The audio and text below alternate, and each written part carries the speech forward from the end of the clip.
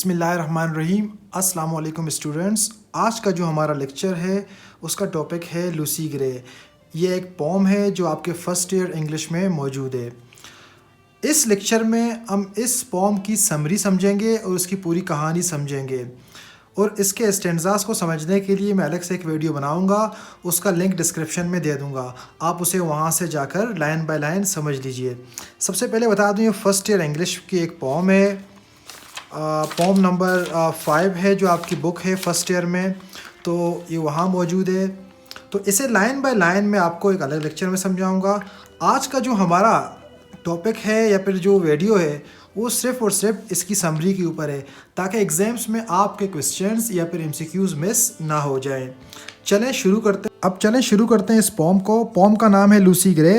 इसके पोइट का नाम है विलियम वर्ड्सवर्थ। इसे लिखा गया था 1799 को और ये पब्लिश हुई थी 1800 को। जो विलियम वर्ड्सवर्थ साहब हैं उनकी जो एक पूरा एडिशन छपा था लिरिकल बैलेड्स का, तो उस second edition of lyrical ballads में ये पोम हमें मिल जाती है। अब विलियम वर्ड्सवर्थ के बारे में कुछ चीज़ें जान लेते हैं ताकि एग्ज़ाम्स में हमारे लिए आसानी हो।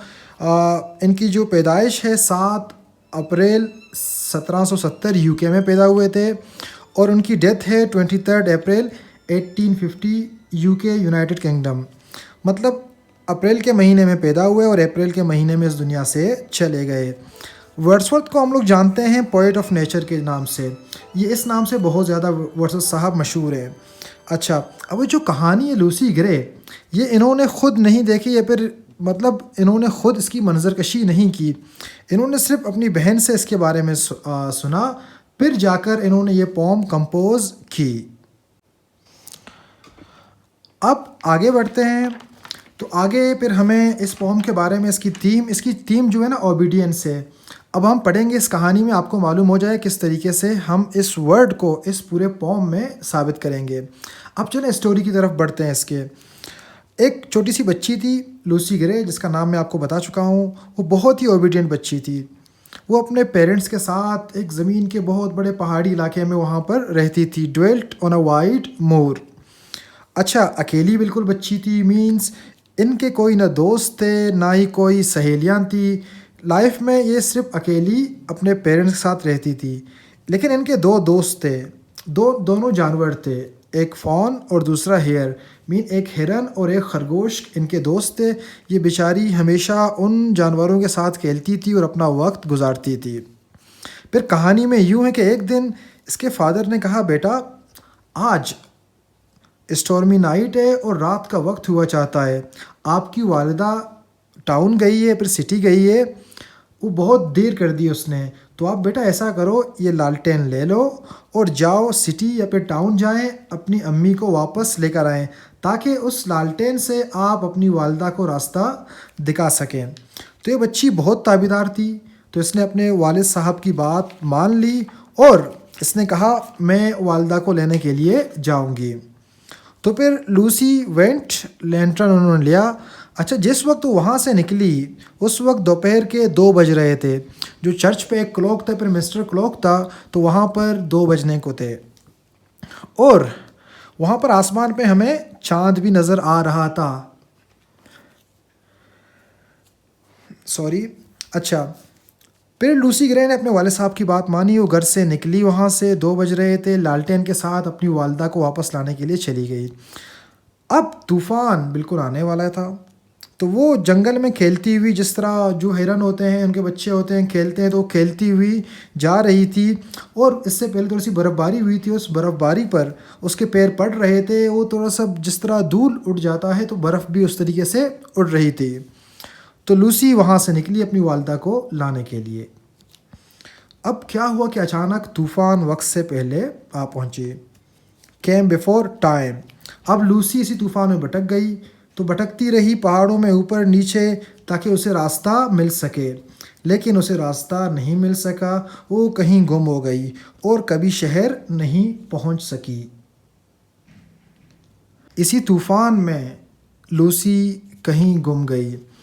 फिर अगली सुबह को, अगले दिन इसके वालिदैन ने, उन बदनसीब वालिदैन ने अपनी बेटी को ढूंढने के लिए बाहर निकले और दूर दराज चिल्ला रहे थे कहीं से शायद बेटी की आवाज़ आ जाए या फिर बेटी दिख जाए, शायद कहीं बेहोश हो गई है। लेकिन न कहीं से कोई आवाज़ आई और ना कहीं से लूसी उनको दिख गई। फिर सुबह के वक्त उन्होंने उस पूरे ज़मीन के टुकड़े को देखा कि शायद कहीं पर बेटी दिख जाए, और उनकी नज़र दूर जाकर एक ब्रिज पर पड़ी, ब्रिज ऑफ वुड। तो उनके घर से बहुत फासले पर ये मौजूद था।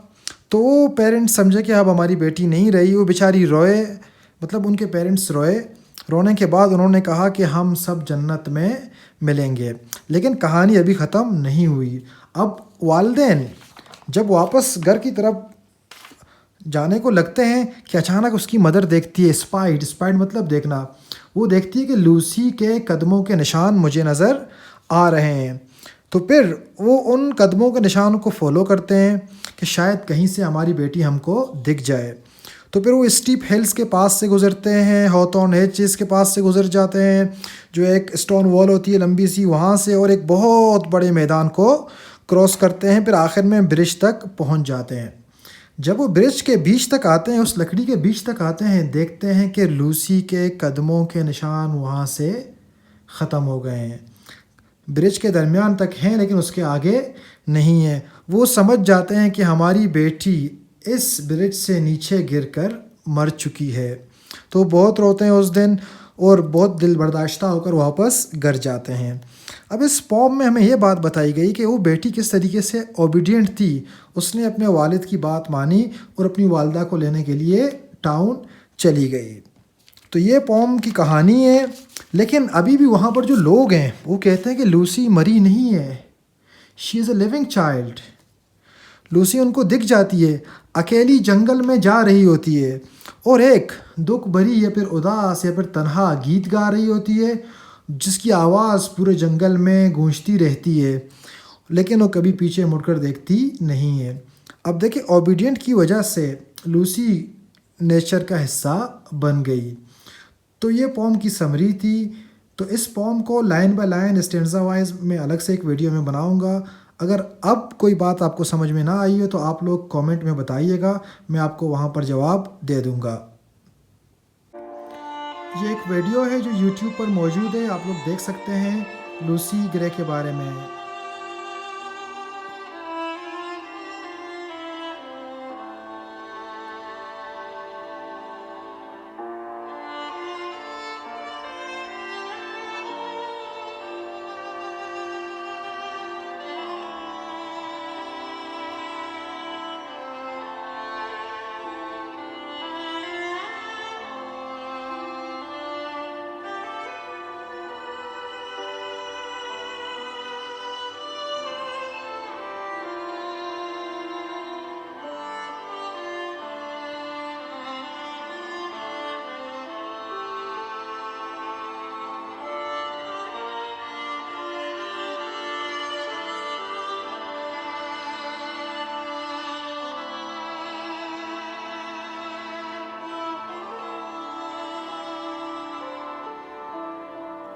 ये लूसी के कदमों के निशान हैं जो पेरेंट्स फॉलो कर रहे थे। अब देखें वो ब्रिज तक आकर पहुंच जाते हैं।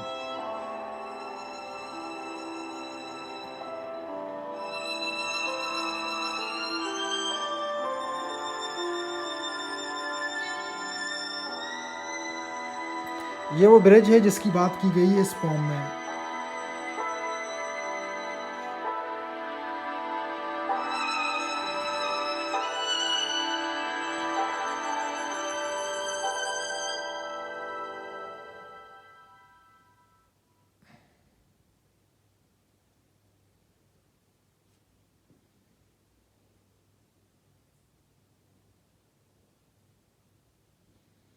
तो ये वीडियो यूट्यूब पे मौजूद है, इसका लिंक भी डिस्क्रिप्शन में आपको बता दूंगा। अल्लाह हाफ़िज़, अपना ख्याल रखिएगा।